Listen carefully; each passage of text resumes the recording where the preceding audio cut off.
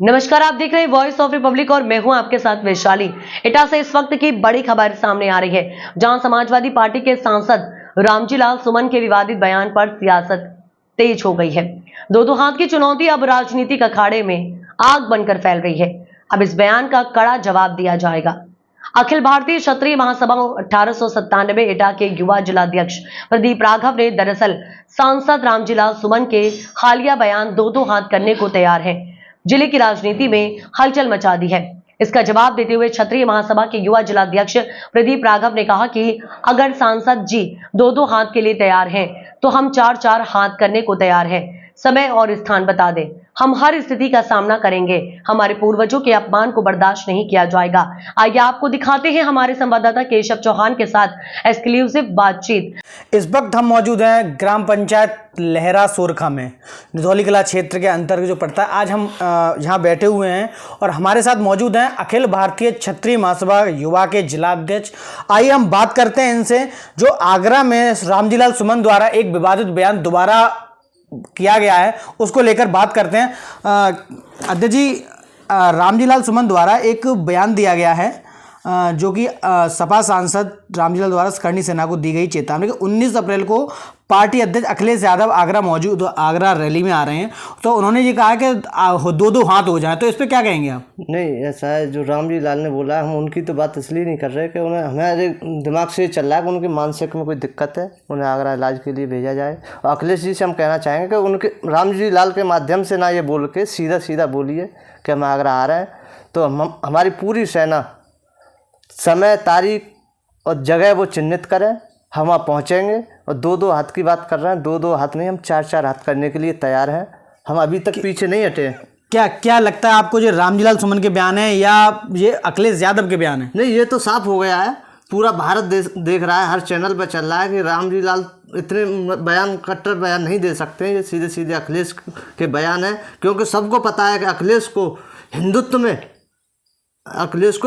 में मतलब कहीं ना कहीं घृणा नज़र आती है, बू आने लगी है उन्हें हिंदुत्व के नाम से। अच्छा, रामजी लाल सुमन द्वारा एक बात और कही गई है कि अगर मुसलमानों के अंदर बाबर का डीएनए है तो क्षत्रियों में किसका डीएनए है, ये भी एक बात की गई, तो उसके किस पे क्या कहेंगे? नहीं, देखिए, मैं इस पर चर्चा अभी नहीं करूँगा, क्योंकि पूरा ये हमारा समाज बैठेगा। 9 मई को फिर हम दिल्ली एक और आंदोलन करने के लिए जा रहे हैं, जहाँ हम जयंती भी मनाएंगे और रामजी लाल को फिर कड़ा जवाब देंगे। इसलिए अभी इसलिए रोक रहे हैं, ये गड़े मुद्दे अभी ना उखाड़ो।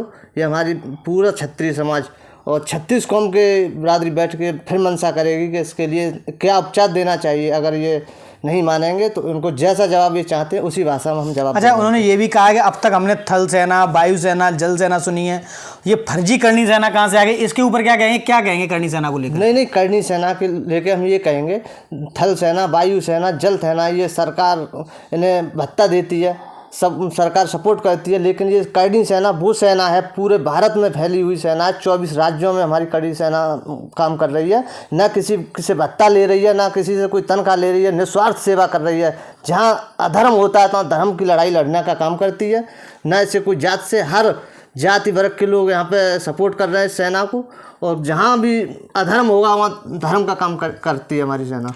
अब तक रामजी लाल सुमन के ऊपर न तो कोई अभी प्रशासन द्वारा, सरकार द्वारा कोई कार्रवाई की गई है, ना ही माफ़ी का कोई आश्वासन मिला है, तो इसके ऊपर क्या कहेंगे? क्या मांग क्या कर रहे हैं अब?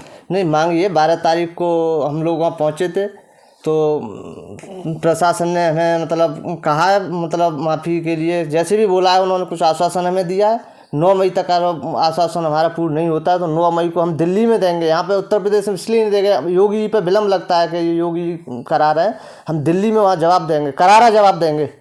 हाँ, यही मैं आपसे कहना चाहूँगा कि अभी जो विपक्ष ने योगी आदित्यनाथ के ऊपर एक टिप्पणी की है कि जो करा रहे हैं योगी आदित्यनाथ करा रहे हैं, उनके ये करणी सेना की भाषा नहीं है, ये योगी आदित्यनाथ की भाषा है। इसके ऊपर क्या कहेंगे? नहीं, हम ये चीज़ नहीं, हम किसी सरकार, ना हम योगी जी से कहना चाह रहे हैं, ना प्रशासन से। ये जब हमारे पूर्वजनों का जहाँ अपमान होगा, चाहे सरकार हमारे विपक्ष में हो, कांग्रेस सरकार हो, सपा सरकार हो, कोई भी होती आई है, जहाँ मतलब अपमान हुआ था, क्षत्रियों ने डट के मुकाबला किया है, लड़ाई लड़ी है। इसमें कोई दौरा नहीं है। सरकार से कोई इसमें कोई हस्तक्षेप हम बयानबाजी के इस दौर ने जिले की राजनीति में गर्मी ला दी है। प्रशासन की नजरें पूरे घटनाक्रम पर बनी हुई हैं ताकि हालात किसी भी सूरत में बिगड़ने ना पाए। फिलहाल एटा का माहौल पूरी तरह सियासी गर्माहट से भरा हुआ है। अब देखना होगा कि इस बयान युद्ध का अगला अध्याय क्या मोड़ लेता है। हम आपको हर अपडेट इस मुद्दे पर देते रहेंगे। बने रहिए वॉइस ऑफ रिपब्लिक के साथ।